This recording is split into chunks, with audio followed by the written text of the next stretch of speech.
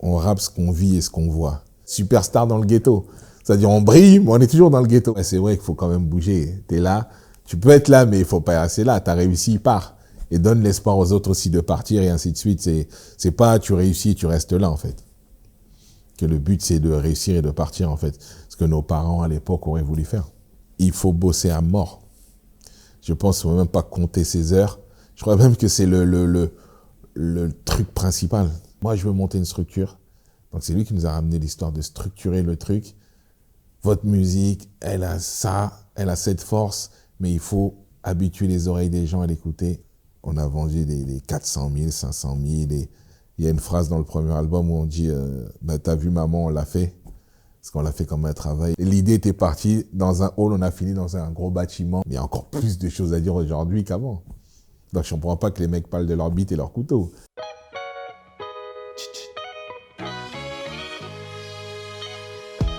Chaque dimanche matin sur ma chaîne YouTube Grand Angle, une interview d'une personne avec un parcours extraordinaire qui nous inspire.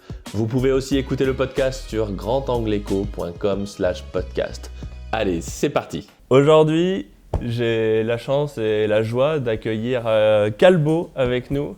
Donc ça y est, maintenant vous savez pourquoi le jingle du podcast, c'est l'instru de Regarde le monde. Oh la chance, je ne sais pas. Ah si, beau morceau. Donc merci à toi Calbo d'accepter de venir. Merci à toi de me recevoir. Tu sais que le grand but de ce podcast, c'est d'arriver à faire le joint, à faire la maille entre différents publics qui ne se parlent pas naturellement, qui ne s'écoutent pas et qui ne se comprennent peut-être pas tout le temps. Et voilà, c'est pour ça que je suis très content de te recevoir. Comme j'ai trouvé le truc intéressant, moi je suis venu pour voir une nouvelle expérience, on va voir ce que ça peut donner.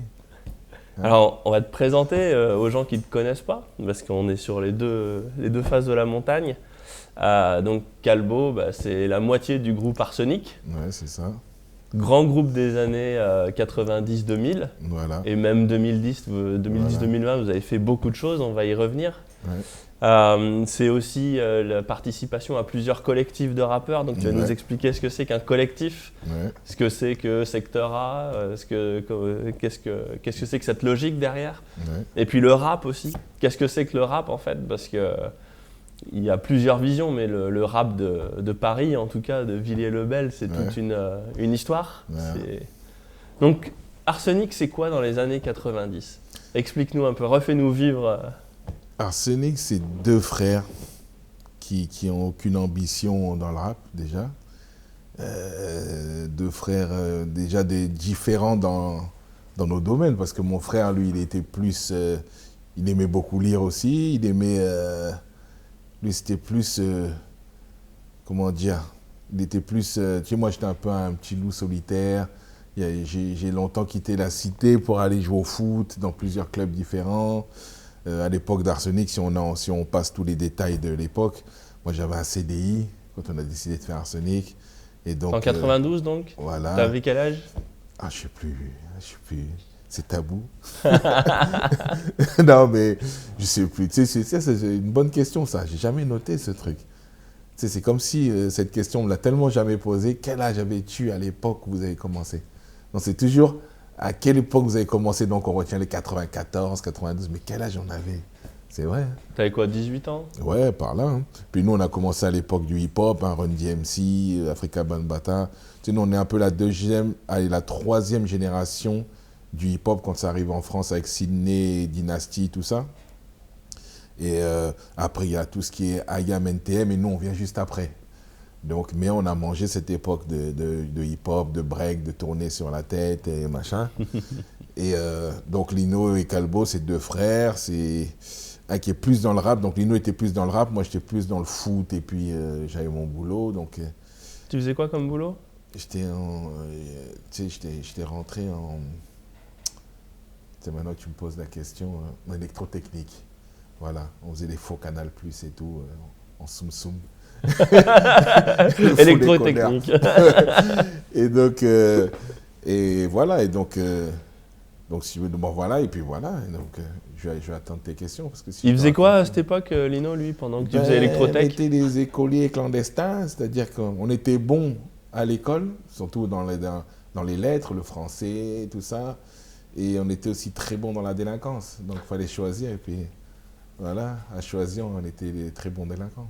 Mais la délinquance, parce qu'aujourd'hui, ça n'a pas le même sens. Mais quand tu dis délinquance, c'est Voilà. pas, Donc pas si les tu veux, gens, si pas tu veux, le... c'est un peu, si je veux rentrer un peu dans l'histoire, c'est qu'on s'est toujours dit, au vivant de mon père, peut-être qu'on n'aurait jamais fait du rap. Et parce que justement, lui, il était très école, très...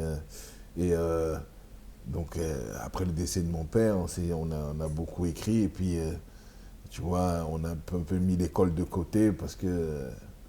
moi je me rappelle, j'avais toujours des beaux cahiers, des beaux trucs, même Lino était très fort à l'école, et puis on a vite arrêté avec tout le milieu de la banlieue, il faut faire de la maille, il faut faire, tu vois. À quel âge vous aviez quel âge quand il est décédé, votre père? Mais encore une fois, tu me poses une colle, tu sais, on dirait que ce Collège, temps-là, lycée? voilà, c'est un peu collège, lycée, c'était en 95, donc, quand on a commencé vraiment, en 94 à peu près, et c'est là où on s'est vraiment lancé, mais encore une fois, sans ambition, quoi. C'est pour le plaisir, quoi. Voilà, pour le plaisir. Et comment, enfin, le rap, c'était quoi? C'était un moyen de s'exprimer? C'était... C'était à l'époque, les stars de l'époque, c'était les danseurs. Nous, on avait un groupe de danse à l'époque qui était très connu, les GBF. À l'époque, c'était très connu, dont un des membres habitait à Villers-le-Bel, justement, dans nos quartiers. Et à l'époque, pour les meufs, pour la télé, pour les machins, c'était les danseurs. Et les DJ arrivaient à peu près après, parce que bon, le DJ, tu sais, dans les carrés des DJ, il y a toujours une meuf avec lui à côté, il passe ses machins. Donc il y avait une petite attractivité pour le DJing, mais le rap, non, c'était en second plan, en troisième plan. Et donc nous, comme on aimait les lettres, moi je sais que j'adorais les dissertations en français, tout ça, et on lisait beaucoup, on était très cinéphiles aussi. Donc on était plus porté sur le rap, l'écriture, tout ça. Et voilà pourquoi on a choisi le rap. Mais c'était vraiment comme un hobby, quoi, comme je t'ai dit au début, quoi. Parce que le gros album qui vous a lancé, c'est Quelques gouttes suffisent, Ouais. en 98. Ouais. Donc tu me dis en 95, on était en bas de l'immeuble, quoi. Ouais. Voilà. Qu'est-ce qui s'est passé entre 95 et 98? Comment est-ce que... Parce qu'en fait, ce que tu nous dis, c'est qu'à la base, vous étiez deux gamins qui écrivaient un peu comme ça, Ouais. et puis qui faisaient du rap en bas de l'immeuble. Voilà. Comment on passe à l'Olympia, tu vois, en 3 ans? Alors, si je te fais un petit résumé de l'histoire, nous, on écrit la première fois sérieusement pour faire partie d'une sortie. On a un gars qui s'appelle Miguel qui arrive dans nos quartiers à Villers-le-Bel, au centre. Donc, c'est un gars qui s'occupe du centre et qui nous dit « Ouais, je vais organiser une tournée, je vais organiser un événement en Hongrie. » En Hongrie, pays de l'Est. Donc, je dis « Ok. » Et donc, à l'époque, quand tu es en bas de ta tour, tu fais rien. L'autre, il vient avec un... C'est où la Hongrie, mec? Plan, en Hongrie. Je dis « Bah ouais, c'est intéressant, c'est marrant. On va bouger un peu de notre quartier, du bas de l'immeuble. » Et il dit « Bon, vous faites quoi? Ah, nous, on danse. Vous faites quoi? Ah, je suis DJ. Et vous faites quoi? Bah, nous, on rappe un peu, on écrit. Ah bon?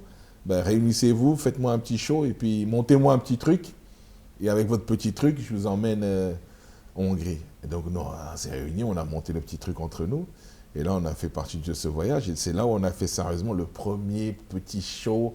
On s'appelait même Parsenic à l'époque. On était avec notre pote Richie Bonap et mon frère et moi. Et on a monté ce show avec un DJ, avec 3-4 danseurs, que des mecs qui se connaissaient, tu vois. Et on a monté ce truc. On est parti en Hongrie. Tu imagines bien le truc. Je me rappelle, on était parti en train-couchette.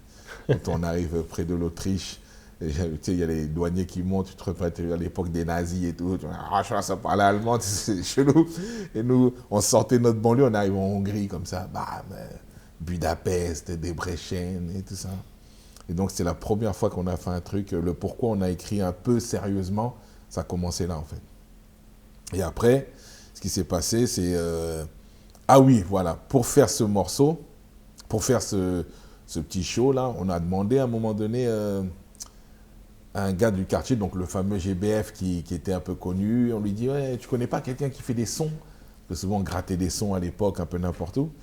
Et on dit « Tu connais pas quelqu'un qui fait des musiques pour qu'on puisse écrire pour le show ?» Il dit « Ouais, non. Ah si, il y a un gars que je connais qui fait une compilation. » On dit « Ah bon? Ouais, le samedi je fais une soirée, il sera là. Donc venez le voir et puis parle avec lui, quoi. » Donc on est arrivé, on a vu le gars, on lui a dit « Ouais... tu fais des sons, lui, il était un peu débordé, un peu réticent, un peu, ouais, je fais des sons, ouais, vous êtes qui, vous? Ouais, c'est comment? Tu sais, vraiment, rapper à l'époque, c'était pas trop. On lui dit, ouais. Après, il nous dit, ouais, ok, au milieu de tous ces sons, sa compile était presque finie, pratiquement finie, mais il lui restait un son qui lui tenait un peu à cœur et que personne n'avait pris. C'est le fameux son que personne ne veut, là. Mais nous, on s'en foutait, on voulait juste un son, on s'en fout. Donc, il dit, vas-y, on le prend. Il dit, bah, vas-y, passez demain chez moi, chantez dedans. On va voir. Et donc, nous, on est passé. Alors, nous, on est donc passé chez lui et on l'a dit, bah, vas-y, il a mis le son. Il nous a dit, vas-y, rappez. Comme ça, bon, on trouvait ça un peu, hein. Mais on a dit, vas-y, c'est pas grave, on y va, on a rappé, papa. Et lui, il est pas mal. Il a trouvé ça. Bah, il dit, bah, écoute, comme il avait souvent beaucoup de sons qui se ressemblaient dans la compile, ce son-là était le seul son différent, un peu plus dur, un peu plus new-yorkais. À l'époque, c'était un gars de Sarcelles, lui. Donc à l'époque, c'était très LA, West Coast, machin. Et ce seul son, c'était le son dur, un peu à la new-yorkaise, tout ça. Et nous, on a rappé dessus. Il a dit, il était sûrement agréablement surpris, vu la tête qu'il a fait quand on a rappé. Il a dit, bon, vas-y, on va l'enregistrer direct dans la compile. Et nous, on n'était pas là pour ça, tu vois. Et on était là pour, il donne-nous le son, on part avec. Et il nous a dit, non, vous allez le mettre dans ma compile. Demain, venez en studio. La première fois qu'on allait en studio, devant un micro, enregistrer. Et donc, on s'est dit, bon, ok, nous, on suivait, tu vois.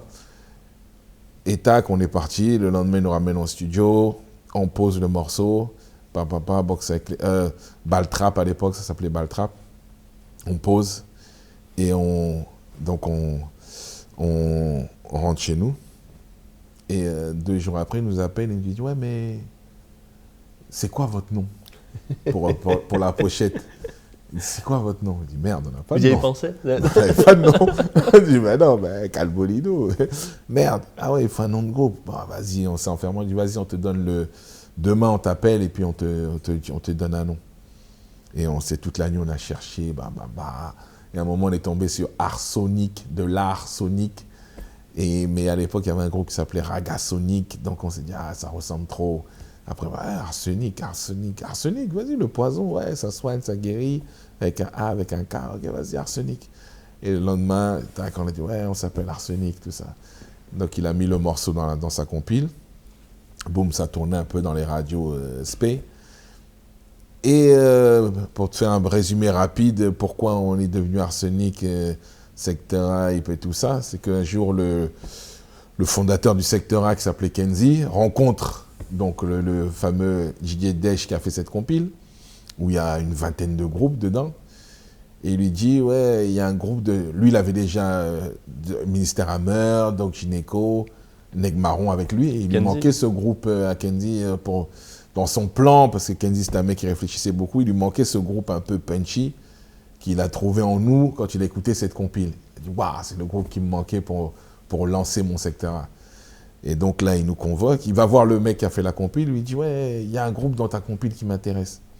Et le gars, il dit, oui, non, mais tu touches pas un tel. Je suis en plan avec un tel. Il dit, ouais, non. Moi, c'est eux, là, Arsenic, là. Il dit, ah ouais, vas-y.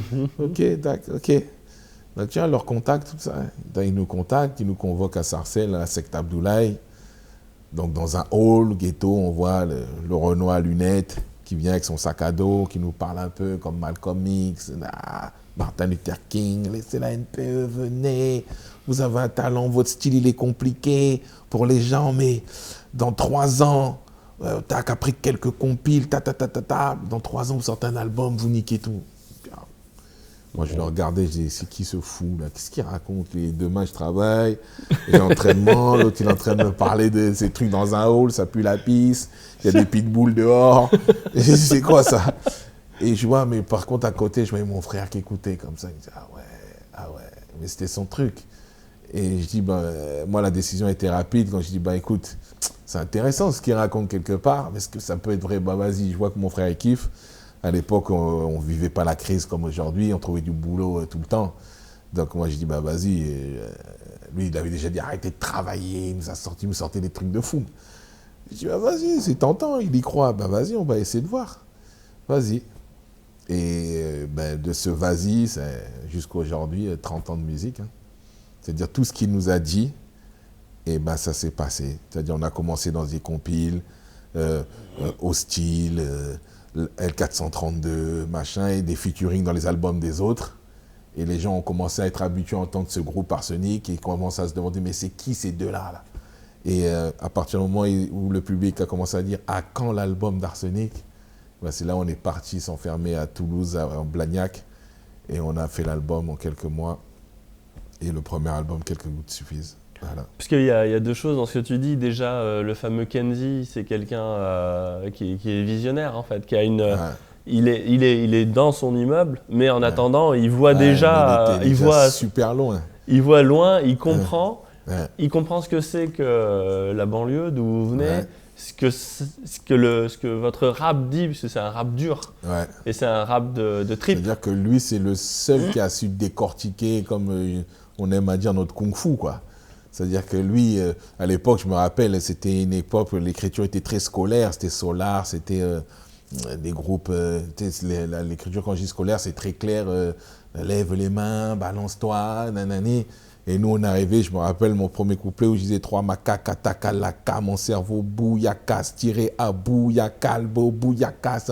C'était que des mots, cacolé, cacacac, maléfice, rap, pyromane, style, frappe hostile, comme un scorpion, morpion, t'es déjà morfion, alerte, j'augmente mon scorpion, dans mon jeu, t'es mis en échec. Donc c'était des mots qui se ressemblent, qui sont collés. Il y avait un travail que lui, il a senti. Et que les autres, pour eux, c'était compliqué. Il y a de la rime frappée. Voilà. Quoi. Et il a dit, non seulement il y a de la rime frappée, mais en plus, il y a de la recherche. Des mots, c'est pas genre, tu balances un texte comme ça scolaire. Il a dit, non. Et il a dit, mais les gens ne sont pas habitués à ça encore. Et donc, lui, il dit, non, eux, dans 3 ans, il avait déjà fait son calcul et voilà. Donc, il a mis, en fait, le principe, c'est que, parce que dans le rap, moi, au début, j'ai regardé, il y a un mois et demi, je ne te connaissais pas, parce que moi, j'étais métal, moi, quand j'étais ado. Nous aussi, on kiffait J'avais le métal, les cheveux là. Moi, je kiffais, hein. Scorpion, Guns N' Roses, AC/DC. Et du coup, j'ai regardé, j'ai commencé à écouter les interviews, à lire les fiches et tout, puis je me dis, putain, quand même, les gars, ils ont fait 3 albums en 30 ans. Soit ils n'ont pas fait grand-chose, soit ça marche pas pareil.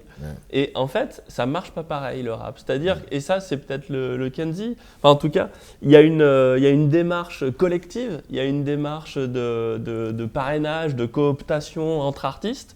Et finalement, l'album, c'est pas comme du Goldman ou du... Ça a un autre rôle en fait. Est-ce que tu peux nous expliquer ça justement, ce lien entre des interventions comme ça, un peu j'apparais, je disparais, je suis là, je suis là-bas, et puis petit à petit j'égrène mon album, et à un moment l'album ça vient cristalliser un artiste en fait. Surtout qu'à cette époque, il y avait beaucoup de featuring, beaucoup de compiles, tu étais connu, tu faisais un peu ton nom dans les compilations.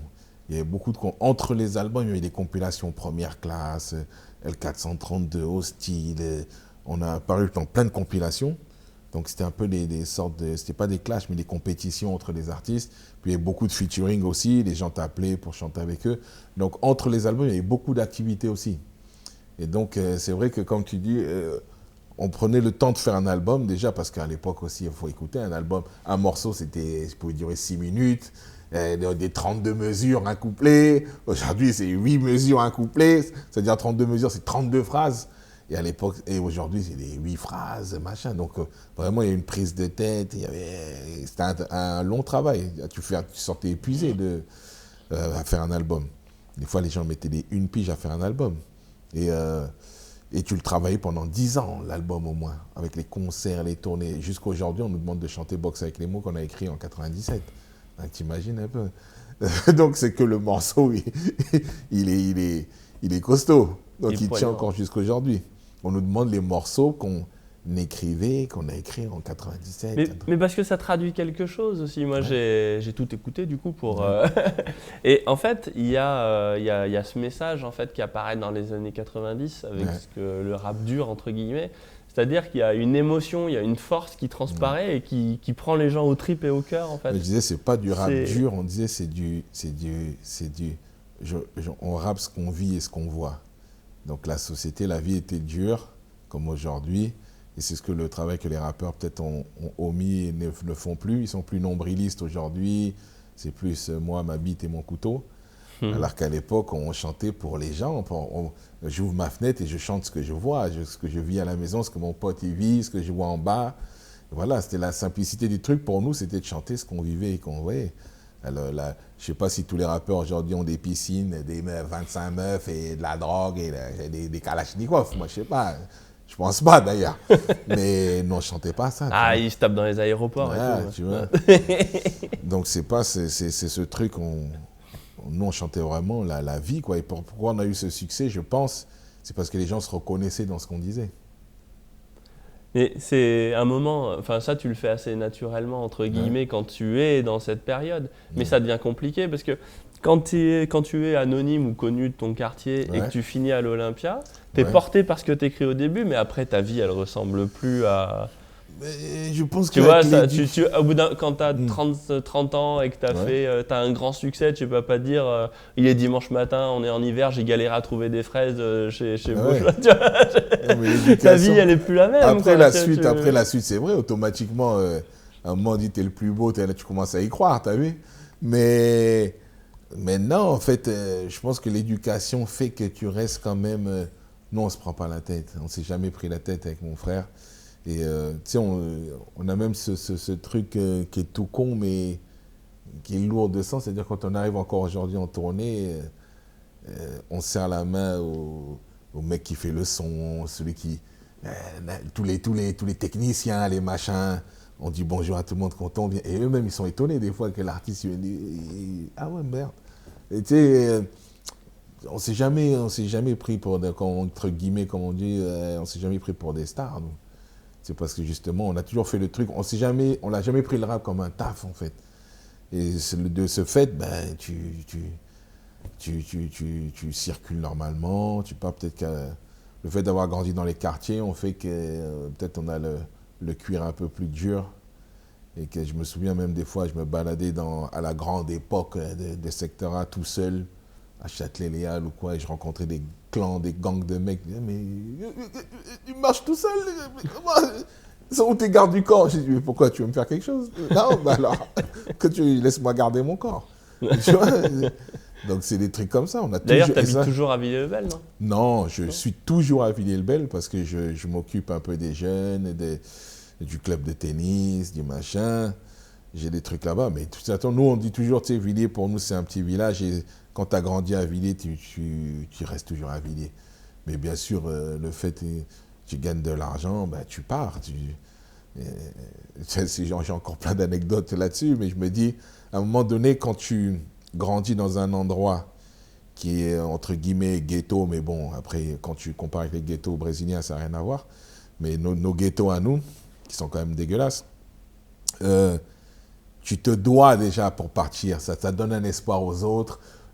Automatiquement, quand tu commences à gagner de l'argent, quand tu grandis dans les quartiers, la première chose que tu fais, c'est pas de te dire je vais partir. Tu te dis non, je vais décorer ma chambre. Je vais mettre un plasma, je vais mettre un autre tapis, je vais donner de la maille à maman, je vais changer la cuisine. Le premier truc que tu dis, je vais mettre un canapé dans ma chambre. Avant, on était 12 dans des lits superposés. Maintenant, tac, sur des beaux lits superposés. Le premier truc que tu te dis, c'est ça. Tu ne te dis pas, je vais partir. Parce que c'est un peu l'inconnu. C'est non, là, c'est mon cocon. Donc, je veux rester là, mais je vais embellir mon truc. Donc, nous, on était tout en Cosla. On était en Lacoste, mais des plus beaux Lacoste. Mais on était toujours en bas du quartier. Ma première voiture, je l'achète, tout le monde la conduisait en bas du quartier. Mais tu es toujours au quartier. On commençait à dire, ouais, superstar dans le ghetto. C'est-à-dire, on brille, mais on est toujours dans le ghetto. Et du coup, à un moment donné, tu déranges qui? Mais tu déranges les gars qui sont avec toi. Est-ce que ça inspire ou est-ce que ça jalouse? Ou est-ce que ça déprime? Ça jalouse automatiquement. Mais toi, tu ne le vois pas parce qu'en fait, toi, tu ne changes pas. Mais en vrai, tu changes. Puisque ta situation et ta condition a changé. Et les autres qui ont grandi avec toi, eux, ils sont toujours pareils. Et donc, on te regarde. Et puis, tu renvoies un reflet quand le mec, ton pote, il rentre chez lui et sa mère dit « Mais c'est pas ton copain que je vois à la télé, là. Mais toi, c'est comment, toi, hein ?» Donc, lui, du coup, ben ouais. Là, tu commences à serrer les mains, mais ils sont des mains molles, tu sais. Les poissons morts, tu vois. Et donc, tu dis « Ah ouais. » Et là où j'ai vraiment vu que ça gênait, j'avais un Merco à l'époque, une Mercedes comme ça, tac, et je roule en plein cagnard, et c'était les jours de grève, les gros jours de grève où il n'y a plus de bus, là, tu vois. Et je roulais comme ça, pare-choc contre pare-choc, j'avais la tête décapotée, voiture de place, c'est les voitures de traite là. Il n'y a pas de place derrière. Tac, je suis là comme ça, je roule décapoté, j'arrive à un arrêt de bus. Et il y avait du monde, mais ils attendaient un bus qui n'arrivait pas. Et je tourne ma tête comme ça et je vois tout le monde qui me regarde, mais avec des yeux de haine. Comme si je les insultais en fait. Et je me dis, ah ouais, en fin de compte, c'est comme une insulte en fait presque. Et tu dis, ah ouais, c'est vrai qu'il faut quand même bouger. Tu es là, tu peux être là, mais il ne faut pas rester là. Tu as réussi, pars. Et donne l'espoir aux autres aussi de partir et ainsi de suite. C'est pas tu réussis, tu restes là en fait. Que le but c'est de réussir et de partir en fait. Ce que nos parents à l'époque auraient voulu faire. Ouais, parce qu'il y a quand même toujours cet espoir en fait, parce que en banlieue, les gens globalement, ils sont fiers de leur lieu d'origine. Bien sûr, puisque c'est là-bas. Mais il y a cette envie de partir. Oui, exactement. Bon, vraiment, si tu poses la question à un banlieusard, tu veux vivre là et tu veux mourir là, il te dira jamais oui. Mais en vrai, c'est peut-être il n'a pas le choix. Mais aujourd'hui, le Calbo d'aujourd'hui te dira si, on a toujours le choix. Mais il faut se battre. Et nous, on l'a fait. Tu sais, quand on a chanté, je me rappelle, mais à part moi et Lino, personne n'y croyait. Hein. À part le Kenzie qui est venu, qui nous a dit, ouais, je vois en vous, il nous a fait croire qu'on était les meilleurs, les plus beaux. C'est pas faux, hein. Personne ne le croyait. Il n'était pas que con, lui. Et nous, on l'a cru au fil du machin. Mais quand on a cru en l'album, c'était nous deux. Et ce n'est pas les mecs du quartier ou les mecs qui me disaient qu'on va réussir, qu'on va faire l'Olympia, qu'on va faire le Zénith, qu'on va faire... Non, personne. Alors, et est-ce qu'il le disait à tout le monde ou c'était qu'à vous? Ah, il le disait à nous, mais sûrement il le disait, il devait menacer quelques gens. mais voilà, mais au moins il nous a fait croire que il était tellement clair dans son projet que nous on a adhéré tout de suite. On a dit ah ouais. Bah, avant d'aller plus loin, on va casser un mythe. Est-ce qu'il faut bosser pour réussir? Il faut bosser à mort. Je pense qu'il ne faut même pas compter ses heures. Je crois même que c'est le truc principal. C'est-à-dire que tu ne peux pas réussir si tu ne bosses pas. Dans le sens où nous, on ne comptait vraiment pas nos heures. Je me rappelle, on faisait des studios de 11h à 11h le lendemain. C'est-à-dire en 24 heures. Et on ne se rendait même pas compte. Et on avait la chance que c'était un kiff. Et tu bosses encore mieux et beaucoup quand en plus tu kiffes. Mais si tu veux, pour réussir, il n'y a rien d'autre que le boulot. Il y a 10%, enfin, moi je dirais un tiers de chance, un tiers de boulot. Un tiers de chance, comme on dit, la chance c'était le jour où il nous a donné notre chance, il faut la saisir. Si tu as la chance de sentir que ce moment-là, peut-être elle arrive toujours une fois, allez 2 fois, mais ce jour-là, il faut la repérer, il faut foncer. Et le jour après, on t'a ta chance, mais c'est ceux qui bosseront plus que les autres qui auront plus que les autres. C'est automatique. On ne se rend pas compte, la masse du boulot. Tu sais, le public voit toujours le morceau fini, mais on ne voit pas les heures de studio, à pas dormir, machin. Et voilà, donc, pour répondre à ta question, c'est 90% de boulot hein, et 10% de chance à la réussite. Mais à l'école, est-ce que vous étiez bosseur? On était... Alors, pour ma part, moi je dis toujours aux gens, ouais, je suis arrivé à la porte du bac, mais je ne suis pas rentré. En gros, j'aurais pu, parce que moi je le voyais dans mes cahiers, même ma mère me dit, waouh, j'étais bon au foot aussi, j'étais bon. Jusqu'aujourd'hui, je fais bien la cuisine, je dessine bien. Non, j'aurais pu, si j'avais vraiment des... Ce serait aujourd'hui, le Calbo d'aujourd'hui te dira, ah, si j'avais un mec qui m'avait dit oui. Par exemple, un exemple tout con, on dit toujours, ah, je suis nul en maths. Ouais, ça, c'est une phrase que tu entends tout le temps, ah, je suis nul en maths. Ouais, j'aime bien l'école, je suis nul en maths. Nous aussi, on disait ça, je suis nul en maths. Un jour, on a un oncle qui est arrivé, qui a habité 1 an, 2 ans chez nous, c'était un prof de maths. Il nous a expliqué les maths, tac, tac, tac, tac, j'étais plus nul en maths. Juste parce que j'ai compris le truc. En fait, on ne fait pas l'effort. À partir du moment où tu te dis tu es nul, tu seras nul. Mais si demain tu travailles un truc, tu seras bon. Ce que je veux dire, c'est qu'à l'école, vous bossiez ou alors c'est quand vous avez commencé à aimer ce que vous faites que vous avez bossé? À l'école, non, parce que je vais te dire la vérité, je bossais ce qu'il fallait bosser, mais j'étais un chef de bande, moi. Donc, il y avait ton statut de chef de bande et tu n'as pas le temps, il faut gérer ton groupe. Et même à l'école, quand tu es un meneur, hein, je me la raconte et ils se reconnaîtront les gens. Moi, j'étais un meneur, donc le fond de la classe. Tu vois, donc tu aurais pu être bon, mais L'environnement aussi fait, nous on était une famille nombreuse, on était une dizaine à la maison. Parce que quand je dis une dizaine, on était 9 enfants, mais avec les 2-3 cousins qui ont squatté pendant les 20 ans, là, c'est une dizaine. Et ben ouais, mais ouais, on dit tu peux t'en sortir, mais t'as pas l'environnement pour. Et du coup, tu peux vite vriller parce qu'en plus, après, il y a eu le décès de mon père, donc ma mère qui travaillait. Donc, on se fait vite tout seul, tu vois, le système D, allez, on va chercher la gagne un peu tout seul. Et puis, tu es super bon dans ce que tu fais. Moi, j'étais un très bon voleur. Par exemple, là où, putain, je vais sortir les dossiers. les dossiers. Là où, moi, je me rappelle, là où les gens volaient dans les magasins et mettaient sur eux, moi, je prenais un caddie, je le remplissais à bord. Et j'arrive à la caisse, je pousse le caddie, je sors un paquet de gâteaux à 2 francs, je le pose sur le caddie, je le pose sur le tapis et je regarde la caissière. Et la caissière, elle me regarde et je pousse mon caddie. Et elle me dit, ben, elle compte mes 2 francs. Ouais, tiens. Et je sors, normal. Donc j'étais plus dans ce truc-là, tu vois. Donc c'était ça. Ouais, elle n'osait rien dire parce qu'elle était terrorisée, quoi. C'est pour ça que moi je me disais, j'étais un bon voleur aussi. Donc, mais si tu veux, c'est pousser dans le truc. Ben, et après, la musique, je veux dire, la musique nous a sauvés dans ce truc. C'est qu'on a mis toutes nos forces. Et comment tu passes de ça, justement, à cette vie un peu décousue ou branleur, où tu te dis, allez, je vole, je suis chef de bande, machin, à un taf, parce que bosser de 24 heures d'affilée et s'impliquer et se concentrer, c'est le plaisir dans la douleur, quoi. C'est le plaisir dans l'exigence. Ouais. Tu passes comment le cap, là? Parce qu'il y a une marche, je pense qu'il y a l'éducation aussi, déjà, et que nos parents, c'était, il faut travailler à l'école. Après, comme je dis, il y a le décès de mon père. Après, j'ai eu vite un boulot. Mon boulot, c'est un gars du quartier qui est venu, ouais, tu cherches du travail. Souvent, j'ai fait plein de petits boulots comme ça. C'était quoi, tu cherches du travail, vas-y, viens. Et le fait même que je joue au foot depuis que je suis jeune, depuis que je suis petit, donc ça te donne un peu cette discipline de, bon, vas-y, je vais aller comme un entraîneur ou un patron, vas-y. J'ai fait tous ces petits boulots. Jusqu'au jour où, justement, on a rencontré ce Kenzie qui nous a dit, mais vous avez un talent dans l'écriture. Nous, on ne le savait pas avant qu'il nous le dise. On écrivait pour faire comme les rappeurs américains, machin.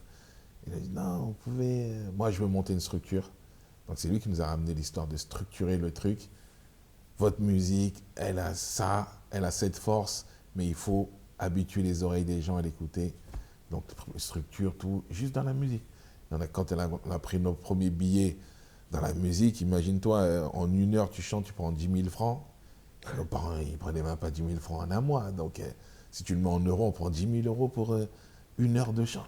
Mais je voulais rendre la monnaie tellement c'était trop. Je dis, attends. Et tu te dis, ah, c'est ça, et tout le temps, et waouh. Et on se regardait avec mon frère, waouh. Mais après, je vais faire que ça, moi, c'est beau. Ah ouais. Et on était fort là-dedans. Et comme... nous, on écrivait au début, c'est un peu clandestin, dans la chambre. Quand mon père est parti, tu vois, ma mère disait, allez, chercher du boulot, tout ça. C'était les mots des femmes africaines, tu vois, pour du travail. Bon, l'école, vous avez un peu laissé, mais trouve du travail, va à la NPE, machin. Et nous, on était là à écrire, rapper, mettre la musique à fond. À chaque fois, arrêtez votre musique, elle ouvrait la porte. Et jusqu'au jour où elle est arrivée, boum, elle a encore ouvert la porte. Et non, on s'est jeté pour arrêter la musique. Et là, elle était bizarre, elle était différente. Et on la regarde, elle nous dit, bon, vous voulez faire de la musique? Faites-le comme un travail. Et boum, elle a fermé la porte. Et là, silence. Et on s'est dit avec mon frère, ce jour-là, on s'est dit, ben, là, elle nous avait donné l'autorisation de faire de la musique. Et ce jour-là, on l'a fait comme un travail. C'est-à-dire, on l'a fait sérieusement. On a rencontré Kenzie, tout, et l'album est sorti, on l'a fait sérieusement. Et on a vendu des 400 000, 500 000. Et il y a une phrase dans le premier album où on dit bah, t'as vu maman, on l'a fait. Parce qu'on l'a fait comme un travail. Et c'était ce jour-là, ça marquait ce truc. On passe de l'amusement à un truc sérieux. Elle vous a responsabilisé en disant ça? Ouais. Elle vous dit, allez, c'est bon, maintenant, c'est sur tes épaules. Elle a dit, faites-le comme un travail. Boum. Et pour nous, on s'attendait à ce qu'elle vienne nous gueuler dessus comme d'habitude. Merde, il y a la madrée. Ah. Et là, c'était, bon, vas-y. Et du coup, maintenant, le son pouvait être là et on faisait sérieusement, tac, tac, tac, on est sérieux. Et voilà. Et toi, ça t'a renforcé quand elle t'a oui. mis en responsabilité en te disant putain, là ça y est, elle me prend au sérieux. Ah, ça change tout. On te responsabilise. Là, on te dit vas-y, fais-le. Personne ne te surveille. Mais il n'y a rien de plus fort. C'est toi, toi et toi. C'est-à-dire, tu ne vas pas te mentir à toi-même. Et c'est ça la force du truc dans la vie. Fais un truc, tu ne te mens pas à toi-même. Dès que tu prends une décision de faire un truc, ben, moi je crois que c'est le moment le plus fort d'une vie, c'est que tu prends toi-même la décision. C'est 50% du travail. Le travail, après, mettre en pratique, c'est les 50 autres pourcents, mais les premiers 50%, c'est quand tu décides, ok, je vais le faire. Et après, tu tiens. Et comme on dit, il y a l'habitude, après la force de l'habitude fait que tu comptes plus tes heures, tu es habitué, tu souffres même pas. Ah, vous dormez pas la nuit, on s'en fout, on kiffe. Un prof de français, à un moment, on foutait le bordel et tout, puis on dit ah mais c'est dur et tout. Ouais. Et le prof, il nous avait dit, vous savez, on peut avoir du plaisir dans la difficulté. Ouais. Et ça m'a fait réfléchir cette connerie. Ouais, je te jure. C'est fou, hein, mais il y a plein de trucs que je mets en pratique aujourd'hui. Je me rends compte à l'époque, après je me repasse le livre de l'époque, je me dis waouh, c'était vrai. Là, ce que tu viens de dire, moi par exemple, je cours tous les jours. Et des fois, quand tu voyais des gens, des Kenyans, mais pourquoi lui, comment il arrive? Ben, il a commencé un jour, il était comme toi. Hein. Et donc, aujourd'hui, tu cours, mais c'est pas dur. Mais parce que tu l'as fait tous les jours un petit peu, et tu t'es habitué, et voilà, le corps s'habitue à tout. Et du coup, en termes, parce que quand tu te lances dans ton entreprise, parce que là, vous étiez entrepreneur, parce que clairement, il n'y avait personne derrière vous, enfin, il n'y avait pas de patron, il n'y avait pas il faut faire comme ci, faire comme ça. C'est Kenzie qui gérait tout et vous vous concentriez sur l'écriture ou alors vous gériez la partie business en disant attends. Non, nous on était des soldats. C'est-à-dire que Kenzie c'était la tête, c'était le chef, c'était la tête pensante. C'était le mec qui a réuni, c'est l'agence touriste.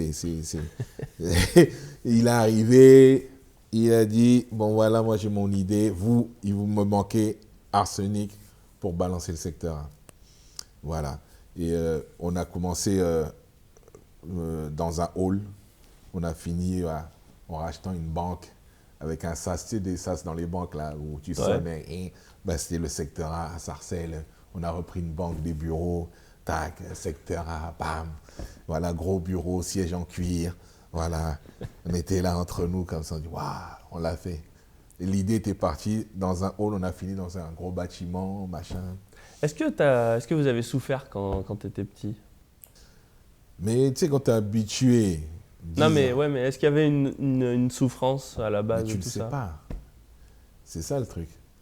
Après, moi, si je parle personnellement, souffrir, c'est peut-être pas le mot souffrir. Je sais pas, quand tu t'habitues à un truc, tu souffres plus, tu crois que c'est normal. Dans le sens où on a souffert.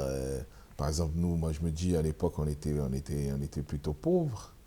Dans le sens où, voilà, vous n'êtes pas riche, vous êtes 9 enfants, ta mère jeune, père jeune. Elle faisait quoi comme métier, ta mère? Je sais pas, au début. Quand on était au pays, elle travaillait un peu dans la téléphonie, mais après, expatriée, tu arrives en France, tu peux tout sauver. Elle a fait des ménages, elle a fait des trucs. Et plus tard, après, elle a bossé un peu dans l'administration. Et après, en vieillissant, après, elle a bossé à la mairie. Donc, il y a eu tout ce cheminement. Mais nous, l'époque vraiment du machin, peut-être qu'elle se débrouillait comme nous, système. Tu dois nourrir tes 10 enfants. Donc, tu te débrouilles, tu fais tous les boulots qui existent. Et nous, ben voilà, c'était pas la souffrance, c'était notre mode, quoi. Mais ça se ressent parce qu'il y a par exemple un morceau qui s'appelle Sexe, pouvoir et bifton dans Quelques gouttes suffisent. Et l'intro, elle n'est pas de vous, c'est un extrait d'un film de John Woo. Ouais. Mais si vous l'avez mis au début d'une chanson qui en plus est emblématique, donc je pense que si elle est emblématique, c'est parce que elle vous a touché avant de toucher les autres. Ouais. Et l'extrait, il est quand même très violent et très parlant. C'est moi je sais ce que je veux, tu sais c'est quoi? Être un putain de bourgeois, gagner du blé à rien glander, je veux surtout pas retourner de là où j'étais, je veux plus tirer les pompes d'un enculé pour avoir à gagner ma vie. Ouais. C'est hyper violent, c'est hyper dur. Ben, je veux dire, il n'y a qu'un mec qui souffre qui peut écrire ça. Souffrir. Moi, maintenant, la rage et la souffrance, là, tu vois, le Calbo d'aujourd'hui, je vais te dire, oui, il y avait une souffrance. Mais le Calbo de l'époque te dira, non, je ne souffrais pas. Et dans quel état d'esprit tu balances des mots comme ça? Ben, tu te dis, c'est ce que tout banlieusard pense. C'est-à-dire que quand tu es un mec de banlieue, tu dis je veux des meufs, je veux de l'argent, et je veux pas travailler pour quelqu'un, voilà. Je veux une grosse voiture, je veux une piscine, voilà. Mais sans savoir pourquoi. Quoi. Sans savoir pourquoi. Voilà. Et moi, je dis toujours aux gens, des fois, quand je dis, quand je vois une meuf qui pleure, hey, mon mec, un bâtiment, je dis, mais quand tu étais petit, tu dessinais quoi tu dessinais pas une maison avec un chien, un petit soleil en haut, un arbre? Ben, on rêvait tous de ça. On était tous dans les cités pourtant. Mais quand on disait, dessine ton rêve, là, ben, il y avait une maison, un arbre, un chien. Une rivière, un arc-en-ciel. Voilà. On voulait tout ça depuis longtemps. On disait pas, on dessinait pas un bâtiment avec la fenêtre au 10e étage qu'on habitait. Personne dessinait ça. Personne dessinait une tour. Et moi, ce que je trouve la grosse force en fait d'Arsenic, c'est que vous avez réussi à mettre des mots très bien exprimés et très travaillés, et finalement vous avez renvoyé tous les rappeurs à leur dico, à leur Becherel, quoi. Ouais. En disant quelque part sauve-toi avec tes mots, quoi. Ouais. Parle, exprime. Le travail, comme ma mère avait dit, faites-le comme un travail. C'est-à-dire déjà on aimait bien le français, les lettres, Lino, il lisait beaucoup, encore plus que moi même à l'époque. Il lisait quoi? Ah, beaucoup. Même on était très cinéphile déjà et on lisait beaucoup dans tous les journaux, on les a mangés, on aimait bien les films de kung-fu, tous les films d'aventure, machin. Et ouais, je sais que Lino lisait beaucoup. Moi, pris dans le foot et dans le machin aussi, j'étais très sport, moi. Mais j'aimais on était rêveurs, et j'aimais les dissertations, les machins, ça me passionnait, l'histoire aussi. Et le rap, c'était un peu ça, tu racontes des histoires et il faut des métaphores, il faut inventer des trucs comme dans les dissertes. Tu me donnes un texte. Brassens, c'était déjà à l'époque? Ah, mais je kiffais Brassens. Parce que Brassens, c'est un putain de contestataire. C'était le premier rappeur. Moi, j'ai toujours dit, c'est le premier. Pour moi, c'était un rappeur, contestataire, les métaphores, les machins. Le truc que nous, on se disait, même avec Lino, on aimait dire, quand tu écoutes Arsenic, écoute-le une fois. Après, tu l'écoutes une deuxième fois dans le noir. Et après, une troisième fois, tu vas comprendre ce qu'on raconte. Tu ne vas pas comprendre tout de suite. Mais ah ouais, souvent le mec, c'est ça qu'ils ont dit, que des conneries comme ça, tu vois. Parce que nous, on tournait les mots, tu vois, le mot, il commence là, il finit là, la métaphore, tac. Je ne vais pas dire, tu vois, c'est un peu là où les gens vont dire, il pleut dehors, nous, le ciel pleure, le machin, tu vois, on va aller tout de suite dans ces trucs-là. On va se prendre la tête sur un texte parce qu'on ne voudra pas être scolaire, on cherche toujours le labyrinthe, quoi. Et la volonté derrière tout ça, c'est exprimer les tripes, les émotions, quoi. Et on se mettait ce challenge de faire des textes, mais avec des métaphores, des trucs, voilà. Nous-mêmes, on se mettait cette petite mission de faire, non, on ne va pas écrire comme tout le monde. Victime de la mode. Voilà, tu vois. C'était chouette, moi j'aimais bien. On kiffait ça, bien sûr, mais il y a un côté, j'arrive à dire, presque animal, en fait, où il y a un ressenti fort, et puis hop, ça se traduit, ça avance. Et ça se travaille. Voilà, et c'est peut-être ça qui a lancé après aussi, déjà l'album Quelques gouttes suffisent, il est puissant, parce qu'il est il est très structuré. Vous avez mis combien de temps à l'écrire? C'est comme si on l'avait déjà écrit dans notre tête, dans le sens où on a trouvé, en plus à l'époque, tu travaillais avec un seul beatmaker. C'est-à-dire, aujourd'hui, les mecs, ils prennent plein de sons de partout. Nous, on a trouvé un mec, Jimmy Finger, et on a dit, vas-y, viens avec nous, fais tous les sons. Et nous, on écrit sur tous les morceaux. Et on est parti à Blagnac, Toulouse-Blagnac, on s'est enfermé pendant quelques mois. On faisait tourner une musique, on écrivait le morceau, on enregistrait tout de suite, boum, dans la boîte, 1, 2, 3, et puis ainsi de suite. Hein, puis vous aviez Candy qui avait déjà tout dans la tête, là, qui traçait en disant, ça va y aller là, et après là. Lui, des fois, il te balançait un concept comme ça, il te balançait un titre, il te balançait un thème. Et toi, tu te vois comme un soldat à cette époque-là, en disant je fais ce qu'il me dit et j'avance. Ah ouais, parce que sa vision, elle était tellement. Tu sais, quand quelqu'un vient te voir et te dit un truc et le truc se passe, t'as envie de le suivre. Hein. Tu te dis, au début, je le prenais pour un fou. Mais le gars, tout ce qu'il disait, c'était clair. Lui, il n'avait pas l'air fou, il était très clair dans son truc. C'était quelqu'un qui lisait beaucoup, il avait la vision, il nous soumettait des livres, il nous soumettait des films, il était déjà en avance sur tout, sur son temps. Lui, c'était le mec qui arrivait et qui faisait croire aux maisons de disques, vous êtes ringard si vous ne signez pas mon groupe. Ils n'avaient rien compris. Et les mecs étaient là, quand Kenzie parlait, et les gens se taisaient. Et du coup, il y a quelque chose qui s'est passé de fort, et moi je le ressens maintenant, je comprends ça de mieux en mieux. C'est vraiment cette capacité à transformer les émotions en mots et en messages, l'aventure Bissona-Bisso. Ouais, c'est ça. Pour nous, c'est un moment de notre vie qui est énorme, comme tu dis. Et c'est ce qu'on a vécu avec Bissona-Bisso. À la base, on a fait ce collectif pour répondre aux guerres qu'il y avait dans notre pays, soi-disant des guerres ethniques. Au Congo. Voilà, au Congo. Et nous, il y avait beaucoup de rappeurs congolais, mais d'ethnies différentes en plus, ça tombait bien. Donc on s'est réunis, on a formé un seul collectif, on l'appelait Bissona-Bisso, donc tous ensemble, entre nous. Et on a fait un groupe, un morceau, à la base, pour répondre aux guerres du Congo. Ne vous battez pas, regardez, nous, tous ensemble, on est tous congolais, machin. Et on l'a fait écouter à la radio, et le mec nous a dit « Waouh, mais c'est fort ça !» Et à l'époque, il faut savoir que le rap, c'était très américain. Donc rap africain, aujourd'hui, t'entends beaucoup de rythme afro, il n'y avait pas. Donc nous, quand on est arrivé, on a repris les classiques de nos pères, de nos mères, les tubes de leur époque, et on l'a transformé en rap. On l'a fait avec du rap. Au début, il y a des gens qui étaient sceptiques, c'est quoi ça?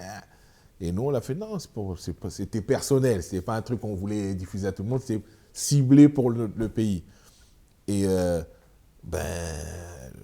le gars de Skyrock à l'époque, le patron, Laurent Bounot, qui dit ouais, pas mal ça, c'est bien c'est ça. dansant. Ouais, vous devrez faire un album, faites un album. Nous, on était partis, on s'est réunis pour faire un morceau. Donc, on n'avait pas l'ambition de faire un groupe ni un album. Un morceau, Not We Are the World, qu'on envoie au pays, boum. Ok, faites un album. Ouais, c'était les vacances, mois d'août. Vas-y, on s'en fait. Faites un album et puis, moi, je vous fous au Zénith. Ça sent le Zénith, ça. Parce que vous étiez 8 dans Bissona-Bisso. Ouais, on a fait qu'un morceau et tu parles déjà de Zénith, de machin. Surtout que les gens, ils ne sont pas habitués au rap africain et tout. Et derrière ça, on dit, ben vas-y, on le prend au mot. On s'enferme chez Passy, il avait une grande maison, je te balance, Passy. Une grande maison, il y avait un studio en dessous, on s'est enfermé là-bas, on mangeait barbecue, bière 8-6, bababa. Et en un mois et quelques, on a fini l'album de Bisso. Et quand on a rendu la galette, donc on n'avait plus un seul morceau, on avait plusieurs morceaux. On a pris 2-3 beatmakers qui ont fait des sons. Nous, on chantait à 5h du matin, à 6h. Ça dormait, ça chantait. Ah, c'est quoi le morceau? Waouh, moi aussi, je vais poser. On l'a fait comme ça dans une joie. Et on a rendu donc la galette. Et là, c'est... Et des morceaux. Et après, la promotion a fait... Comme on était déjà les groupes secteurs, il y avait le Benji... Passy, Arsenic du secteur A, il y avait les 2 balles, tout ça. On tournait déjà dans les radios. Et la radio a fait le pari sur ça et puis ça a explosé, quoi. Et on a fini au Zénith, Zénith plein, pas que des Congolais, de toutes les couleurs, Benetton, le bordel. Et voilà, et on a vécu 10 ans, deuxième album encore 10 ans, Nelson Mandela, Bababé, les présidents, tous les pays. C'était ouf, alors qu'on était venu pour faire un petit tour. Et c'est là où, justement, le retour au Congo, qui a fait là où j'ai vraiment pris conscience en voyant le peuple se lever, pleurer. C'est là où je me suis dit, putain, la puissance de l'écriture, la puissance des mots, nous, on l'a fait sans prétention, comme ça, pour avoir notre petite pierre, mettre un peu la lumière sur cette guerre, et on finit dans tous les pays, des stades entiers qui chantent, et même tous les pays francophones, Canada, Suisse, toutes les îles, et tout, on a tout fait. Et voilà. Mais parce que quand vous écrivez cet album, vous y mettez quoi en fait? Notre cœur. Mais notre cœur de déraciné, mais en fait, quand tu es déraciné, il faut savoir que quand tu es issu de la banlieue, tu es africain, mais tu es déraciné sans être déraciné, parce que tous les week-ends à la maison, tu écoutais de la musique africaine. Hein. C'est le père, le patriarche, il impose sa musique. Hein. Je ne crois pas que tu vas bien te mettre ton CD de rap quand ton père est à la maison. Donc, c'est du Franco, du Koffi Olomide, du Zaïko Langa Langa. Tu es là, supporte. Hein. Donc, nous, on a grandi avec ça, hein. Les hockey jazz, les groupes africains. Donc c'était normal pour nous de chanter, rapper sur des musiques africaines. On a grandi avec. Ah, moi, c'était Léo Ferré à la maison, mais ouais, il n'y avait pas moyen de mettre du métal. Hein, Quoique. Ah ouais. Et du coup, après, qu'est-ce qui se passe après Bisso Nabisso? Après Bisso Nabisso, donc c'est une deuxième carrière. Donc on avait Arsenic, Bisso Nabisso. On a même tenté une autre carrière avec Noyau Dur, donc que des membres. Parce que c'est la fin du secteur A, là, après Bisso Nabisso? Ouais, la fin sans être la fin. Mais tu sais, la fin, tu la calcules pas, en fait. Après Bisso Nabisso, on a fait le deuxième album d'Arsenic. Donc on est retourné encore dans un autre album.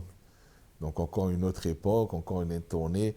Tu chantais encore les premiers albums, les morceaux que tu devais faire un deuxième album. Donc comme je t'ai dit tout à l'heure, au début, un album, tu le chantais 10 ans, 15 ans. Donc on n'avait pas fini de tourner avec le premier album quand on était déjà en train d'écrire le deuxième.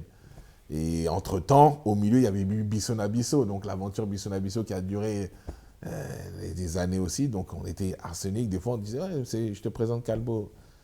Calbo d'Arsenic. Arsenic, Calbo Bisso Nabisso. Ah, Bisso, oui.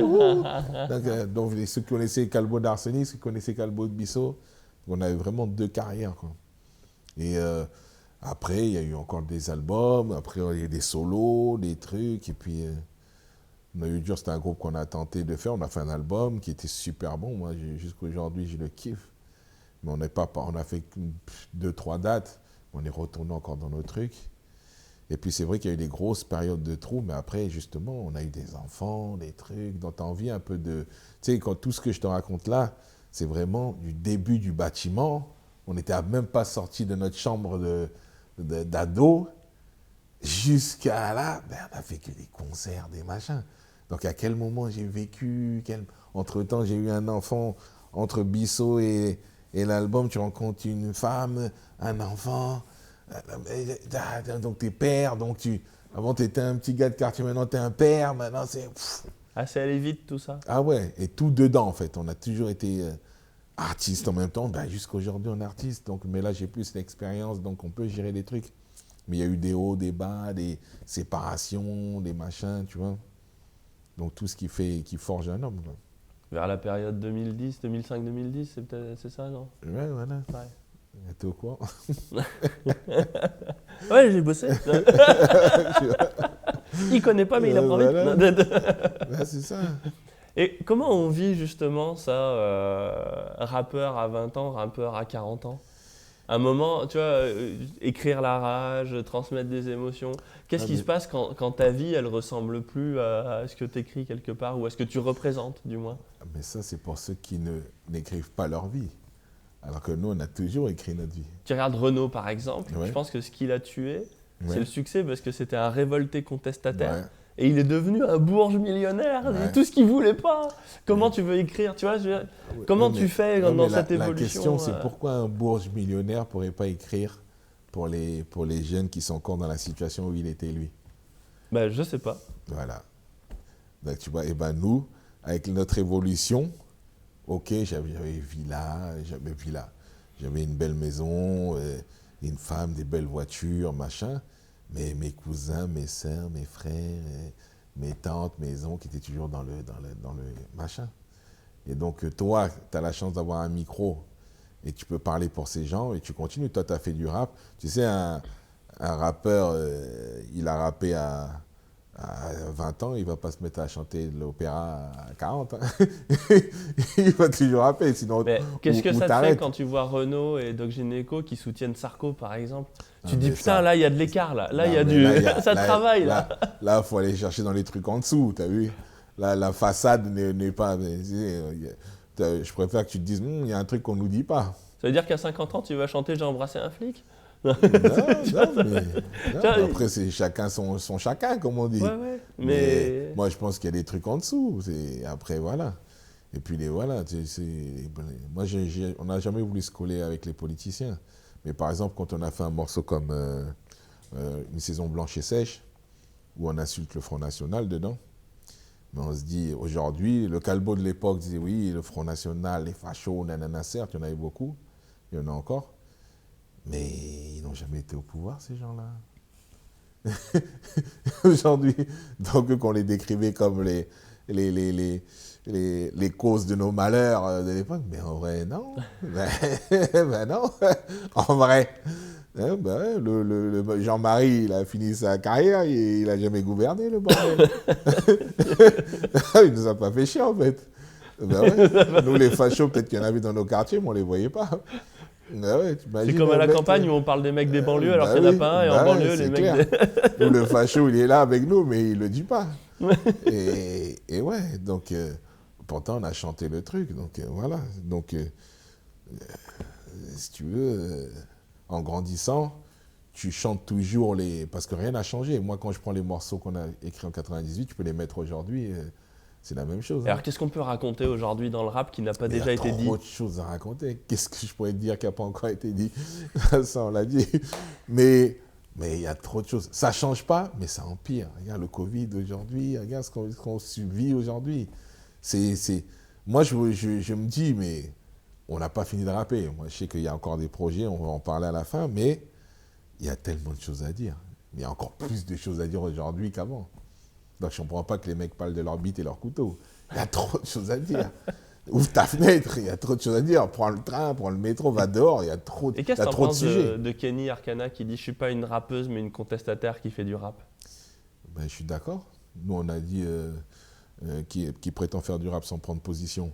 Et on a fait un morceau dans l'album de Lino où on dit « Ne m'appelle plus rappeur ». Dans son album Requiem.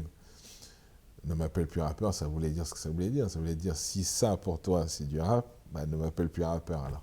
Et si tu écoutes le morceau, il est très explicite. On dit des choses. Bah, parce que le rap, il fallait dire des choses. Le rap a été fait pour être la voix des sans-voix. C'est-à-dire, tu dis ce qu'on vit en banlieue, bah, tu le dis avec ton micro de rappeur. À un moment, je ne sais plus comment vous le disiez, mais vous disiez, y en a qui pensent qu'avec un double disque d'or, je ne suis pas capable de raconter encore la vie de tous les jours. Mais... Alors que non.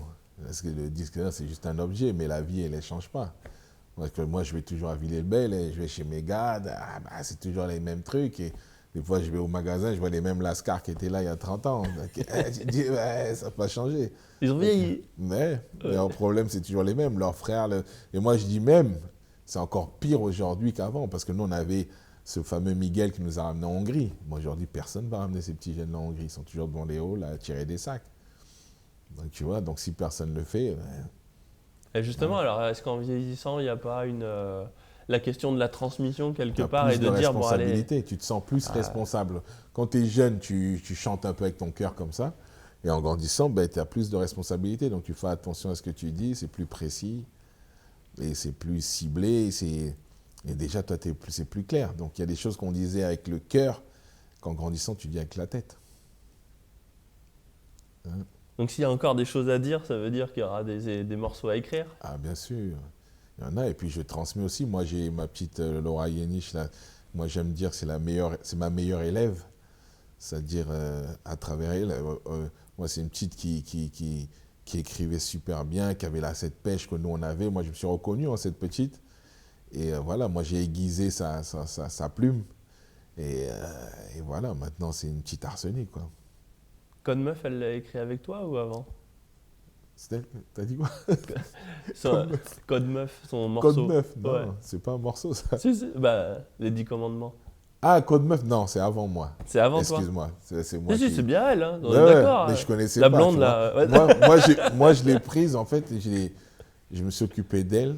Un jour, elle est venue me voir. Et moi, j'ai la même technique. Moi, je connais la dureté du rap pour l'avoir vécu, pour l'avoir... voilà, comme disait Kenzie, je suis parti en couille, laisse-moi te raconter comment c'est là-bas. Tu vois ? Donc, si tu comprends le truc, il dit, je suis parti en couille, je vais te raconter comment c'est là-bas. Et nous, on a vécu le rap, on a vécu ses difficultés, ses hauts, ses bas.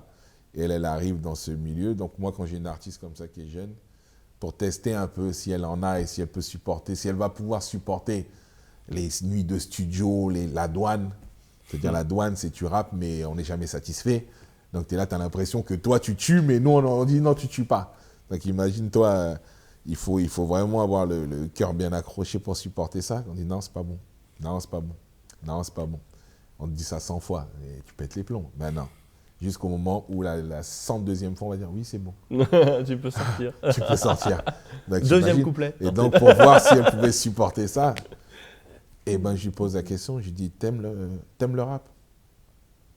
Juste ça. Je lui dis, t'aimes le rap? Elle m'a répondu, c'est ma vie. J'ai dit, tu vas pouvoir supporter la douane, parce que si c'est pas ta vie, tu peux pas supporter. Et nous, comme Lino à l'époque, on n'avait que ça. À un moment donné, ben voilà. Moi, j'avais 2-3 petits trucs, mais on était prêt à supporter dur au mal parce que tu kiffes, en fait. Et si tu kiffes pas ça, tu peux pas supporter tout ce qu'il y a derrière. Et est-ce que c'est pas un peu étrange comment ça se passe de vouloir mentorer des jeunes alors que vous avez été mentoré par personne, vous avez violé tous les codes, vous. Ouais. Et de dire, tiens, je vais me positionner en mentor, est-ce que déjà, tu ne deviens pas une autorité à casser, quoi, tu vois? Le contestataire, il veut pas d'autorité. Ouais, mais c'est le petit coup de « je vais pas mourir ». Donc, je vous envoie mon soldat. Je suis derrière. Et nous, comme on a, là, dans ma position, c'est que on a encore quelque chose à dire. Ah, pour le mettre, oh, c'est pas mal en plus. J'ai gardé ce petit titre-là, quelque chose à dire. Donc, nous, on pense qu'on doit, comme on dit avec mon frère, on doit encore un album à nos fans, entre guillemets. Un 3e album. On a souvent annoncé ce 3e album. Et on s'est dit, on n'arrêtera pas notre carrière tant qu'on n'aura pas donné ce 3e album. Et donc, on le donnera. Et on est parti dans les solos, dans les projets. Mais malgré tous les projets qu'il y a, j'écris un livre, machin. On le fera ce 3e album. Ouais, mais déjà, il devait sortir en 2017. Oui. Après, il devait sortir en 2019. Et on est en 2021. Tant qu'on alors, à moins que tu aies du lourd, tu vois, à mais dire. Ce sera du lourd obligé, parce qu'on n'a que du lourd dans la bouche. On ne sait pas faire autrement que du lourd. Et en plus, du lourd fort. Ce sera pour 2021 je sais. Non. Non, parce que 2021, elle est solo. Donc, il y a des solos à balancer. Et puis, allez, peut-être, 2022, qui sait. Peut-être. Ouais. Ouais. Mais on va le faire, c'est obligé. Et tu sais que ce que les gens ne savent pas, et je vais vous l'annoncer, il existe des morceaux d'Arsenic cachés comme dans les films de Kung-Fu. Tu sais, il y a un livre, le livre des 5 forces, caché derrière un placard ou sous un rocher. Il existe des morceaux, dont un qui avait fuité du studio qui s'appelait Mince. Chaque fois, il me sort de la tête. C'était... il y avait un morceau qui avait fuité d'Arsenic de 2015. Et on avait fait 20 morceaux. Mais personne n'a entendu. On a voulu, après le concert à l'Olympia des 20 ans, on a voulu sortir un CD de quelques gouttes suffisent avec ces 15 morceaux en plus. Quelques gouttes en plus ou machin, nanani. Et c'est pas sorti. Donc ils sont là, ils sont quelque part. Et des fois, je les écoute et je dis putain, c'était fort. Même aujourd'hui, c'est des morceaux de 2005, je crois, 2005. Mais tu les écoutes aujourd'hui, tu as l'impression qu'on les a fait aujourd'hui. Que vous avez jamais sorti. Jamais sorti. Et donc ils sont cachés chez vous, quelque part. Sous un rocher, dans le jardin. Oui, ils sont pas trouvables, ils sont pas dans les lieux publics. Pas dans les réseaux. Ouais. Si je te le fais pas écouter, tu peux pas savoir. Et je te jure, ils sont bons. Donc ceux-là, ils feront partie du 3e album. Non, parce que je connais mon frère et sa folie. Lui, s'il l'aime pas, en 2 jours, il peut changer. Donc là, c'est des morceaux qui ont des 10 ans, des 15 ans. C'est sûr que... Mais ils existent, donc peut-être qu'on les lancera comme ça, dans un délire complet. Moi, avec maintenant les réseaux, ils méritent d'être écoutés. Quand je les écoute, j'ai un fils de 19 ans, maintenant, je me dis, ils méritent d'être écoutés. Écoute ça, il y a des morceaux qui sont très forts. Et comment tu vis le changement dans le rap actuel? Parce au qu'il début, y a moins de boulot quand même. On va pas se cacher. Oui, au début, j'étais le vieux con, fermé. Donc dès que j'entendais le vocodeur, j'avais des plaques qui se fermaient comme ça, clac, sur un rideau. Et après, comme je te dis, j'ai un fils de 19 ans, il me dit, mais papa, il m'a dit une phrase qui a tout changé. Il m'a dit, papa, oui, mais ça, c'était votre rap. Donc, en gros, je me dis, oui, mais ça, c'est le rap. Nous, quand on est arrivé, il y avait NTM, il y avait les Lionel D. Nous, on est arrivé, on a changé les codes. Il faut accepter que derrière, oui, il y a d'autres trucs qui m'ont changé. PNL, c'est quand même vachement travaillé. Bien sûr. Après, justement, quand j'ai levé le rideau, enlevé les œillères, et j'ai écouté différemment, avec une autre approche, c'est là que je me suis dit, il y a des mecs dans ce marasme de rappeurs, si on peut les appeler comme ça, parce que beaucoup chantent, ben, il y avait des bons. Il y avait des bons, il y avait des Fianso, il y avait des Dilo, il y en a plein qui sont bons. Mais il faut les écouter maintenant avec Orelsan, il a une son oreille. style. Bien sûr. Mais encore une fois, c'est la manière dont tu approches les trucs. Et puis il y a des mecs, ouais, comme à notre époque, il y a des bons et des mauvais. Et PNL, en termes de marketing, ils ont une approche c'est une ouais. tuerie. Ah oui. Je veux dire, les mecs, ils ont rappé sur la Tour Eiffel quand même. Et puis c'est clair. Puis Ils sont posés sur la Tour mais Eiffel. les clips sont beaux, il y a l'attitude. Tu sais, nous, on aime quand il y a ce travail, justement. Nous, comme à notre époque, on disait, moi, un rappeur qui vient sur scène comme il est dans la rue, ça ne me parle pas. C'est quand même... un peu de boulot. Comme disait maman, fais-le comme un travail, frère. Habille-toi. Nous, on mettait des habits neufs quand on montait sur scène. On n'arrivait pas avec le blouson, mon anorak de tout à l'heure. Tu vois le délire? Où tu arrives, tu vois l'artiste et tu vas te faire bloquer à l'entrée parce que les vigiles t'ont pris pour un lascar. Mais non, c'est lui qui va chanter. Tu vois? Nous, tu nous voyais arriver, on faisait Rosta. Et on monte sur scène, on était toujours là, tu vois. Et donc, on tenait quand même. Et c'est ça. Et PNL, c'est des mecs qui travaillent leur style, qui travaillent leur concept. Et là, tu vois, Orelsan, il travaille ses clips. Il y a un travail. Quand tu vois un travail, voilà, c'est énorme. Moi, celui que je préfère, bon, c'est pas un nouveau, mais moi, Kerry, j'ai toujours kiffé Kerry pour ce travail avec Lala Si dans ses clips, tout ça. Même Booba, il y a des gens qui aiment ou qui n'aiment pas. Mais moi, je kiffe le gars parce que lui, c'est l'original.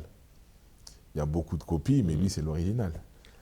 Après, je ne sais pas ce que vous en avez pensé ou si tu en as discuté avec Kenzie, par exemple. À un moment, il disait le streaming, ça a tué le rap, quelque part. Bah ouais. Sauf que tu regardes des mecs comme PNL, eux, c'est les enfants des réseaux sociaux.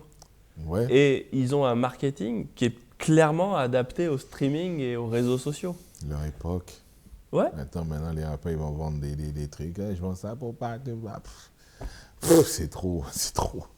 Les streaming, c'est quoi les streaming? Tu sais, des fois, je vois des mecs, ils streament, j'ai déjà vu des mecs qui font des millions de vues et ils font 3 personnes dans un concert. Ils sont où les millions de gens qui streament des trucs? Moi, je préfère faire aucune vue et que je remplis mes salles. Mais ils sont où les gens virtuels? Ils sont quoi dans leur canapé? C'est le petit rouquin dans un truc qui ne va pas en concert mais qui clique. Non, ça va. Donc, c'est quoi les streaming, les disques d'or? Tu comprends plus, c'est quoi? Nous, disques d'or, c'était précis. 100 000 albums vendus. Ah, mais comment tu fais? Il n'y a plus de disques. Mais c'est ouf. Ouais, mais on vend plus de disques. Ouais, Il n'y a plus de disques. Maintenant, c'est quoi le streaming? Comment tu calcules ça? Je sais pas. Voilà, tu vois. Même moi, je sais pas. Je suis dedans, mais je sais pas. Mais je me dis que les nouveaux, les pionniers, enfin les créatifs d'aujourd'hui, bah eux ils savent. Enfin tu vois, je me dis il y a peut-être des passerelles à faire. Ouais, et puis il y a des gens, pour. Tu sais, maintenant, moi comme je t'ai dit, je produis des gens. Donc on va être obligé. J'ai dû mettre ma tête dedans, comprendre un peu le truc. T'es obligé, c'est les outils maintenant de maintenant. On va s'en servir. J'ai dû me faire violence pour rentrer là-dedans. Et voilà, pas finir en vieux con, comme j'avais démarré en vieux con. Mais j'ai compris ce que voulait me dire mon fils, lui-même il est dedans, et voilà. Et donc, comme on dit, le rap c'est cyclique, hein, ça fait un tour. Hein. Donc là, à un moment donné, on va revenir un peu à ce rap pur et dur qu'on avait à l'époque. Et du coup, dans les projets que tu as pour la suite, toi? Ben, moi j'ai toujours, tu sais, moi à l'époque, j'avais écrit pour Asia. Le morceau Elle est à toi, le morceau là-bas. Donc j'aimais déjà écrire. Donc j'ai écrit, là en ce moment j'écris pour beaucoup de groupes, des jeunes groupes. Justement j'ai dû étudier le kung-fu un peu de leur style d'aujourd'hui. Et donc on écrit ensemble aussi avec ma petite rappeuse. J'ai bien aiguisé sa plume maintenant, elle a bien le style arsenic dans son écriture. Donc je la produis aussi. J'avais écrit beaucoup de morceaux à l'époque qui ne sont pas sortis. Et je me dis, je vais les sortir. J'ai écrit un bouquin de toute l'histoire que je te raconte maintenant. Tous les dessous qui va s'appeler avec les éditions Manset édition. Donc je vais sortir bientôt le livre quelque chose de plus. Ou je ne sais plus comment je l'ai appelé, merde. Mais en tout cas, c'est un quelque. et où je raconte les dessous d'Arsenic, de Bisson Abisso, les anecdotes. Vraiment, on va bien rigoler dedans. Et voilà, donc je m'amuse dessus, j'ai d'autres projets. Et le Covid pour moi, je me suis servi de cette période du Covid pour faire tout ce qu'on n'a jamais eu le temps de faire ou qu'on a pensé faire. Je me suis servi de cette époque. Pour moi, quand on me dit ça, l'époque, le Covid, moi, c'était la meilleure époque de ma vie. Ah ouais, j'ai enlevé 20 kilos sur mon corps. Le confinement, disons. Le confinement, mais bon, personnellement, j'ai jamais été confiné. Parce que confiné, c'est bien, c'est un mot qui est tellement fort. On peut nous confiner, mais on ne peut pas te confiner de l'intérieur. Et si tu es toujours déconfiné de l'intérieur, personne ne peut te confiner, en fait. Ok, on est confiné, donc qu'est-ce que tu fais? Ta femme, tu n'avais pas le temps de la voir, maintenant tu la vois. Tu fais quoi? Tes enfants, tu n'avais pas le temps de les voir, tu les vois. Tu pètes pas les plombs, vas-y, fais des choses. Apprends à mieux les connaître, fais des choses avec eux, fais des choses avec ta femme, fais des choses que tu ne faisais pas. Il n'y a plus de métro, boulot, dodo, tu fais quoi? Tu fais des nouveaux trucs. Et donc, moi, j'ai fait que des nouveaux trucs et que des trucs que j'avais pas le temps de faire. Là, j'ai eu le temps de tout faire. Et voilà, me recentrer, faire des trucs de fou et partir dans le sport à fond. Et voilà, et donc là, tu te dis, ouais, j'ai jamais été confiné, en fait. Parce que je me suis jamais confiné, moi. Et du coup, pour toi, c'est comment tu arrives à concilier le business du rap avec les messages, le côté artistique et le message que tu veux faire passer? Parce que le business, ça brasse énormément d'argent quand tu réussis. Ouais. Donc c'est vous qui vous en occupiez ou c'était Kenzie qui gérait et puis vous donnez l'argent derrière Ouais, au début c'était Kenzie, bien sûr. C'était Kenzie qui s'en occupait. Après, plus tu as du succès, plus tu génères du business dans le sponsoring. Mais qui négocie? Nous, on négociait, ça vient. Il y avait les gars qui étaient chargés de tout ça, mais après, tu essaies de mettre ton œil parce que tu vois qu'il manque 2-3 euros, tu as vu, sur le côté. Tu as envie de voir un peu plus, de connaître un peu plus en grandissant. Excuse-moi. Pas de souci. Et, ouais, après, tu te dis maintenant, au-delà d'être un artiste, aussi un produit. Donc, le fait même que tu ailles dans une boîte t'asseoir, tu gagnes de l'argent juste pour t'asseoir. Tiens, ah ouais, moi j'ai déjà emmené des gens juste s'asseoir dans une boîte et ils ont pris les 7 000 euros. Ah bon, juste pour t'asseoir. Ah, je chante pas, non? Ah, ok. Présence, ok. Donc, il y a ça. Et derrière, il y a des... Voilà, maintenant, quand tu prends conscience de ça, tu calcules un peu tout. Et là, aujourd'hui, je suis producteur. Maintenant, bien sûr, je vais être obligé de calculer tout ça. Puisque le métier de producteur, tu investis d'abord. Ah, tu investis d'abord. Ça coûte quoi d'investir sur un artiste? Qu'est-ce qu'il faut ça coûte les studios, ça coûte tout ce qu'il y a autour, hein. Ça coûte les clips, ça coûte tout ça, la bouffe, les trajets, dans les séances de studio. On a 30 morceaux, donc tu comptes un peu tout. Donc, et voilà, c'est toi qui sors tout. Le moindre centime, c'est toi qui le sors. C'est quoi un album à peu près en ordre de grandeur, on peut dire En ordre de grandeur, tu sais pas. En fait, ça dépend toujours de ce que tu peux faire. Nous, comme on a un propre studio qui nous appartient, donc tu n'as pas à payer ce qu'il faut payer. Mais dans le studio, tu as un ingénieur. Un ingénieur peut arriver selon ses heures. Tu peux lui donner du 100, du 80 euros. Donc tu comptes, après, il y a les mix. Après, il y a les mastering. Donc, il y a toujours de l'argent à sortir là-dedans. Mais allez, ça dépend si tu aimes ton artiste, mais tu peux sortir facilement. Aujourd'hui, après, c'est différent. C'est plus notre époque. C'est vrai qu'on n'est plus à la même époque. À l'époque, il y avait beaucoup, beaucoup, beaucoup d'argent dans les maisons de disques. Donc, je me rappelle, on faisait des clips qui pouvaient atteindre des 100 000 euros, des 100 000 francs, ou 15 000 euros, 20 000, 30 000, 40 000, tu peux monter. Mais aujourd'hui, pour 1 500, 500 euros, les gens font des clips. Même avec des téléphones, les gens font des clips. Avant, on pouvait sortir des hélicoptères dans les clips. C'est plus la même chose.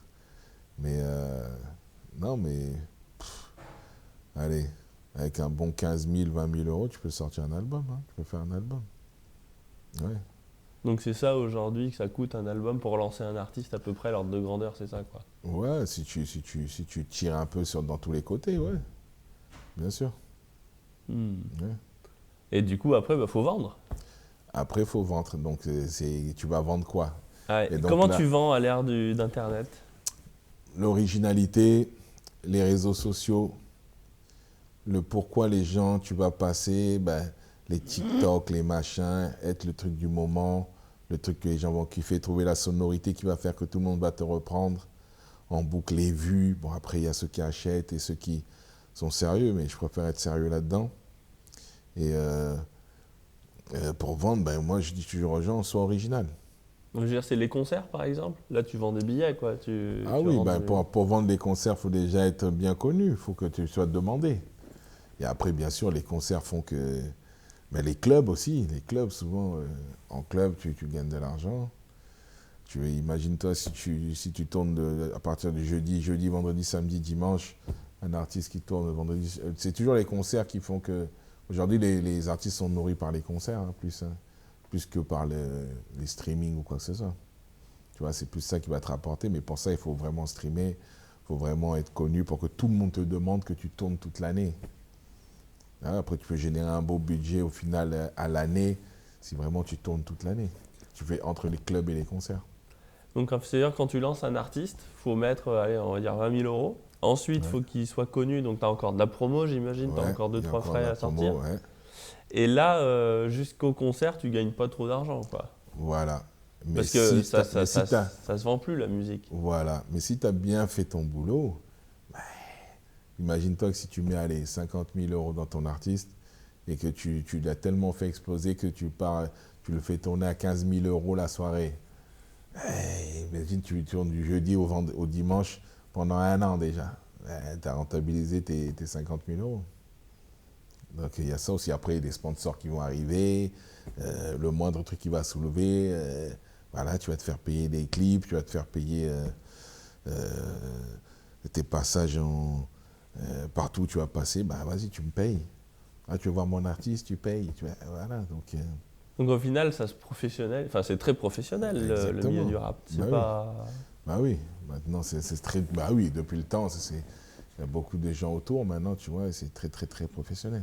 Qu'est-ce que tu conseillerais à un jeune qui veut se lancer maintenant, qui veut rapper?